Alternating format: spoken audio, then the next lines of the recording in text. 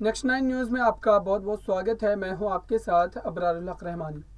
महाराष्ट्र की सियासत में लगातार एकनाथ शिंदे के मुख्यमंत्री बनने के बाद उनकी जो तकलीफ़ें बढ़ती चली जा रही है, क्योंकि उन्होंने जिस तरीके से और जिस तरीक़ों का इस्तेमाल कर महाराष्ट्र में नई सरकार का गठन किया था, वो काफ़ी ज़्यादा सवालों के घेरे में। और यही वजह रही कि जब सरकार के गठन के तुरंत बाद उद्धव ठाकरे ने उन 14 विधायकों की अयोग्यता वाले मामले को लेकर के सुप्रीम कोर्ट का रुख किया। उस समय सुप्रीम कोर्ट के जो चीफ जस्टिस थे एनवी रमन्ना, उन्होंने भी ये बात कही थी कि दरअसल इस पूरे मामले की देखरेख जो है संवैधानिक पीठ को सौंप देनी चाहिए और ये बात तय होनी चाहिए कि दरअसल ये जो सरकार को गठन किया गया है, क्या वो संवैधानिक तरीके का इस्तेमाल कर किया गया है या फिर ये सरकार ही असंवैधानिक तरीके से बनाई गई है।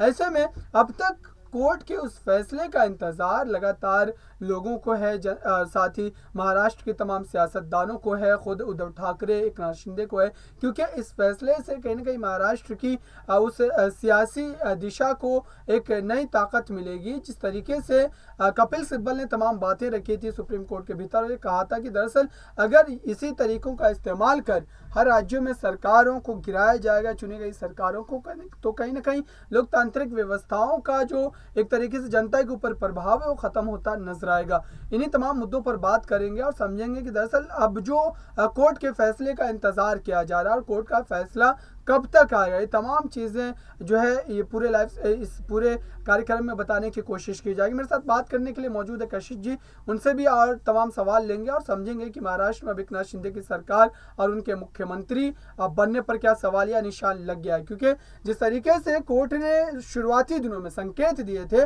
और ये कहा था कि दरअसल ये पूरा मामला काफ़ी ज़्यादा संवेदनशील है और पूरे मामले की जो जांच है बारीकी से करनी चाहिए, तो ऐसे में अब आपको क्या लग रहा है, क्या एकनाथ शिंदे की जो उम्मीदें हैं कि अपने पद पर रहते हुए, अपने मुख्यमंत्री पद पर रहते हुए वो कार्यकाल को पूरा करेंगे, तो क्या उनकी ये ख्वाहिश पूरी हो पाएगी या फिर जिस तरीके का रुख रहा है सुप्रीम कोर्ट का, ऐसे रुख को अगर हम देखें और समझने की कोशिश करें तो कहीं ना कहीं अच्छे संकेत यहाँ पर नजर नहीं आ रहे एकनाथ शिंदे के लिए। देखिए अब्रार, यहाँ पर कहीं ना कहीं ऐसा कहा जा सकता है कि जो आने वाले चुनाव है वो अब यहाँ पर तस्वीरें डिसाइड करेंगे कि आखिरकार महाराष्ट्र में अब अगली तस्वीर क्या होने वाली है। क्योंकि कहीं ना कहीं उम्मीद लगाई जा रही थी कि उपचुनाव होते हैं तो उपचुनाव में यहाँ पर ये तय हो जाएगा कि आखिरकार अभी भी उद्धव जो है, उद्धव गुट स्ट्रांग है या फिर नहीं है, या फिर शिंदे गुट ही स्ट्रांग है, क्योंकि उनके पास बीजेपी का कहीं ना कहीं समर्थन है। तो यहाँ पर देखिए उपचुनाव तो हो ही नहीं पा रहे, क्योंकि यहाँ पर सीधा ही ऋतुजा लटके को कहीं ना कहीं जीत ही समझ लीजिए उनकी कि वही जीती, क्योंकि उनके पति का निधन हुआ तो जगह उन्हें दे दी गई। अब यहाँ पर अब चुनाव है बीएमसी के। बीएमसी चुनावों में बहुत बड़ा यानी कि आप सोच लीजिए कि कितने सालों से उद्धव गुट यानी कि जो शिवसेना थी एक टाइम पे पूरी वो जीतती आ रही थी यहाँ पर। अब कहीं ना कहीं जिस तरीके से शिवसेना दो गुटों में बढ़ गई है, उद्धव और शिंदे, तो यहाँ पर ये बड़ी चुनौती है उद्धव के सामने कि उनको जीतना ही पड़ेगा। अगर वो नहीं जीतते यहाँ पर तो दोबारा से उद्धव पे लोग विश्वास नहीं कर पाएंगे, जनता उस तरीके से विश्वास नहीं कर पाएगी। आपने बात यहाँ पर सुप्रीम कोर्ट के फैसले को लेकर की, तो देखिए सुप्रीम कोर्ट के फैसले का इंतजार सबको है। वो दिन भी सबको याद होगा जिस दिन लोग कयास लगा के बैठे थे कि हाँ, उम्मीदें लगाकर बैठे थे कि हाँ सुप्रीम कोर्ट का फैसला आ ही जाएगा, लेकिन नहीं आया। सुप्रीम कोर्ट ने सारी बात चुनाव आयोग पे डाल दी। चुनाव आयोग ने यहाँ पर काफी दिनों तक तो इसको लंबित रखा। उसके बाद यहाँ पर फैसला लिया कि दोनों ही गुटों को अलग अलग चिन्ह दे दिए जाएंगे और दोनों गुटों को मिल भी गए। जिसको ढाल और तलवार मिला शिंदे गुट को, तो वहीं पर मशाल मिला उद्धव गुट को। लेकिन अब क्या, अब यहाँ पर गुट तो अलग अलग चुनाव चिन्ह तो मिल गए हैं, लेकिन जिस चीज के लिए लड़ाई थी, जिस असली शिवसेना के लिए लड़ाई थी, जिस धनुष बाण के लिए लड़ाई थी, उस पर अभी तक फैसला नहीं आया। तो कहीं ना कहीं उम्मीदें की जा रही कि शायद बीएमसी चुनावों से पहले इस पर फैसला आ जाए, तभी तो तारीख पक्की की जाएगी, या फिर ये देखना होगा कि क्या जो चिन्ह मिले हैं उसी पर ही बीएमसी चुनाव लड़ेंगे। और अगर ऐसा होता है कि दोनों ही गुट उन पर लड़ते नजर आते हैं बीएमसी चुनाव, तो शायद ये हो सकता है कि जो भी उनमें से जीत हासिल करे शिवसेना का चिन्ह और नाम जो है वो उसी के ही नाम हो जाए फिर। लेकिन यहाँ पर जिस तरीके से बीएमसी चुनाव से पहले तमाम सरगर्मियाँ बढ़ती हुई नजर आ रही है, तो कहीं ना कहीं अब जो चुनाव चिन्ह आवंटित किए गए हैं चुनाव आयोग के द्वारा, तो क्या उन चुनाव चिन्ह के भरोसे अब उद्धव ठाकरे महाराष्ट्र की सियासत में फिर से अपनी उसी मजबूती को कायम रख पाएंगे? क्या फिर से एक बार जनता उन पर भरोसा जता पाएगी? सवाल ये भी बनता है, क्योंकि अब जो दूर दराज के इलाके हैं, महाराष्ट्र एक बड़ा राज्य है और वहाँ पर बहुत सारी जगहें जो है पहाड़ी इलाके हैं, तो वहाँ पर अगर आप बात बात करें गांव की, और जो गांव साथ ही जो ऐसे इलाके हैं जो कहीं ना कहीं शहरों से कटे हुए हैं, तो वहां पर अगर जब तक उस चुनाव चिन्ह को लेकर के जो है कहीं ना कहीं लोगों के बीच उस तरीके की सक्रियता नहीं बनाई जाएगी, लोगों को उस चुनाव चिन्ह से आगाह नहीं किया जाएगा, तो क्या इसका नुकसान विधानसभा चुनाव में हो सकता है उद्धव ठाकरे को? क्या बीएमसी चुनाव की भी अगर बात करें यहाँ पर, तो बीएमसी चुनाव में भी जो खास करके जो इलाके होते हैं, खास तौर से झोपड़पट्टी वाले इलाके होते हैं, वहाँ पर कहीं ना कहीं लोग इस तरीके से आगाह नहीं होते हैं, तो उनको क्या वोटिंग करने में दिक्कत होगी और इसका सीधा कहीं ना कहीं फ़ायदा बीजेपी उठा ले जाएगी? क्योंकि यहाँ पर आप देखें कि शिवसेना पार्टी और एकनाथ शिंदे दोनों को जो है एक तरीके से नए नए चुनाव चिन्ह आवंटित किए गए। तो ऐसे में इस तमाम मुद्दों पर आपकी क्या राय है? क्या इससे कहीं ना कहीं उद्धव ठाकरे के गुट को काफ़ी नुकसान हो सकता है?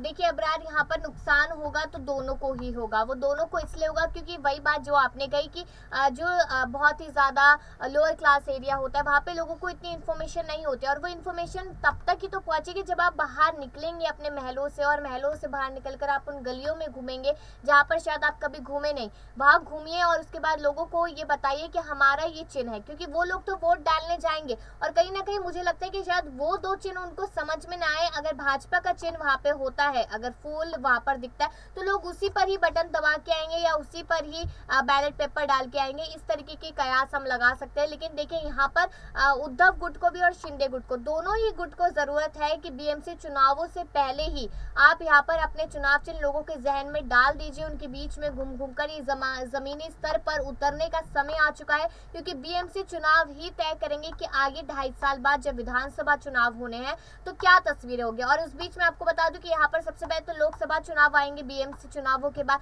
तो लोकसभा चुनाव हर किसी के लिए बहुत ज्यादा जरूरी होते हैं। अगर सत्ता में वापसी करनी है, लोगों के बीच में अपनी पैठ बिठानी है वापस, तो आपको यहाँ पर लोगों के बीच में, जनता के बीच में उतरना पड़ेगा, रैलियां करनी पड़ेगी, समारोह करने पड़ेंगे। लेकिन एक दूसरे पे कटाक्ष बाद में कीजिए, पहले खुद को साबित कीजिए कि आखिरकार हम बिना किसी सहारे के भी चल सकते हैं, हमें हर किसी की जरूरत नहीं, हम 4 बंदे भी अपनी पार्टी को मजबूत कर सकते हैं। ये उद्धव ठाकरे के लिए करना बेहद ज्यादा जरूरी है इस समय पर। तो बिल्कुल उद्धव ठाकरे को लगातार इन चुनौतियों से लड़ना ही पड़ेगा, और साथ ही परिवार में, और ख़ास तौर से यहाँ पर बात की जाए पार्टी के भीतर जो एक बड़ी टूट हुई है, वो काफ़ी ज़्यादा जो एक चौंकाने वाली थी उस समय में। और अभी भी अगर बात की जाए तो संजय राउत जैसा कद्दावर नेता जब पार्टी के भीतर नहीं है इस वक्त मौजूद, तो कहीं ना कहीं बीएमसी चुनाव में जो चुनौतियाँ हैं वो लगातार बढ़ती ही चली जा रही है। अभी ऐसे में अगर बात की जाए तो उद्धव ठाकरे को उतना ज़्यादा चुनाव के अनुभव भी नहीं है, क्योंकि उन्होंने चुनाव में कभी हिस्सा ही नहीं लिया।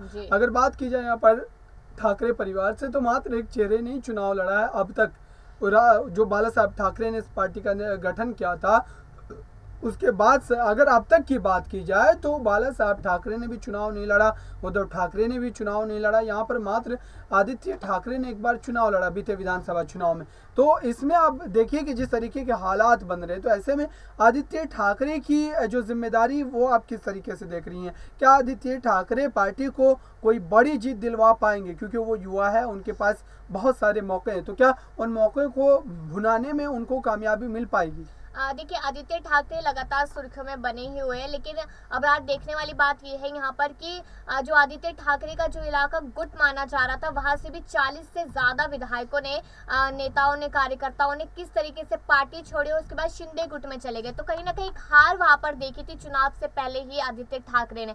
आदित्य ठाकरे एक युवा नेता है और उनके पास समय है और इतनी इन्फॉर्मेशन भी है, वो पढ़े लिखे, उन्हें मालूम है कि किस तरीके से उनके दादा यानी कि जो बाला ठाकरे जी थे, उन्होंने किस तरीके से सत्ता को बनाए रखा, किस तरीके से हम लगातार जीत हासिल करते नजर आए। तो कहीं ना कहीं मैं ये कह सकती हूँ कि अगर आदित्य ठाकरे सही राह पर चलते हैं, वो देखते हैं कि क्या करना चाहिए और क्या नहीं, तो उस हिसाब से उद्धव की वापसी सत्ता में एक बार वो फिर से करा सकते हैं। या फिर आप ये सोच लीजिए कि यहाँ पर उद्धव का फिर नामो निशान पूरी तरीके से खत्म होता नजर आएगा। जो शिवसेना एक समय पर बाला साहब ठाकरे जी की थी, उसके हिस्से, उसके हकदार यहाँ पर एकनाथ शिंदे बनते नजर आएंगे। बिल्कुल देखने वाली बात होगी आने वाले समय में महाराष्ट्र की सियासत में क्या बदलाव देखने को मिलते हैं। फिलहाल इस खास कार्यक्रम में बस इतना ही।